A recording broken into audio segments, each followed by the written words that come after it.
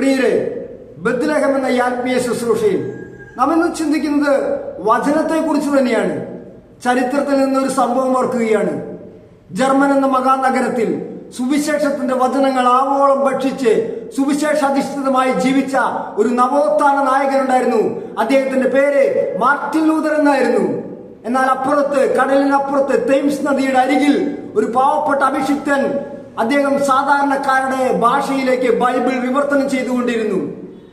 Queen Mary, ഇംഗ്ലണ്ടിലെ രാജ്ഞി, പലാവർത്തി ഈ വില്യം സ്റ്റിൻഡേൽ എന്ന് പറയുന്ന ബൈബിൾ വിവർത്തകനോട് പറഞ്ഞു, ഇത് ചെയ്യരുത്, ഈ ദൂത് പ്രചരിപ്പിക്കരുത്, ഇത് ചെയ്താൽ നിന്നെ വധശിക്ഷയ്ക്ക് അർഹനാക്കും. വില്യം സ്റ്റിൻഡേൽ എന്ന് പറയുന്ന അഭിഷിക്തൻ അതൊന്നും കേട്ടില്ല. അദ്ദേഹം ബൈബിൾ വിവർത്തനം ചെയ്തുകൊണ്ടേയിരുന്നു. ക്യൂൻ മേരി എന്താണ് ചെയ്തതെന്ന് അറിയോ? ക്യൂൻ മേരി തന്റെ പട്ടാളക്കാരെ വിളിച്ച് വില്യം സ്റ്റിൻഡേലിനെ പെട്രോൾ ഒഴിച്ച് കത്തിച്ചു. ദേഷ്യവും അരിശവും തീരാത്ത ക്യൂൻ മേരി പിറ്റേ ദിവസവും വന്ന് ശേഷിച്ച 7 അസ്ഥി കഷ്ണങ്ങൾ എടുത്ത് വീണ്ടും അതിൽ പെട്രോൾ ഒഴിച്ച് ചാരമാഗോളം കത്തിച്ചു.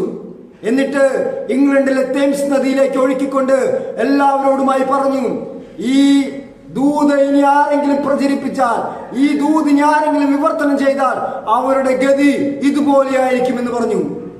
ഇതറിഞ്ഞ ജർമ്മനിലെ മാർട്ടിൻ ലൂതർ ക്യൂൻ മേരിയോട് പറഞ്ഞു, അല്ലയോ ക്യൂൻ മേരി, അനേകം ചക്രവർത്തിമാരും രാജാക്കന്മാരും ശ്രമിച്ചിട്ടും തടയാൻ പറ്റാത്ത ഈ കാര്യമാണ് നീ പറയുന്നത്.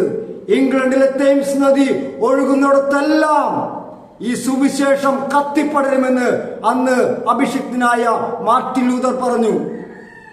1500 വർഷക്കാലം പിശാച് തടഞ്ഞു വെച്ച ഈ സുവിശേഷം പിന്നീട് 1500 വർഷങ്ങൾക്ക് ശേഷം ഈ 2024 നിൽക്കുമ്പോൾ ലോകത്ത് ഏറ്റവും കൂടുതൽ വിവർത്തനം ചെയ്യപ്പെട്ട, പ്രിന്റ് ചെയ്യപ്പെട്ട, വായിക്കപ്പെട്ട ഏക ഗ്രന്ഥമാണ്.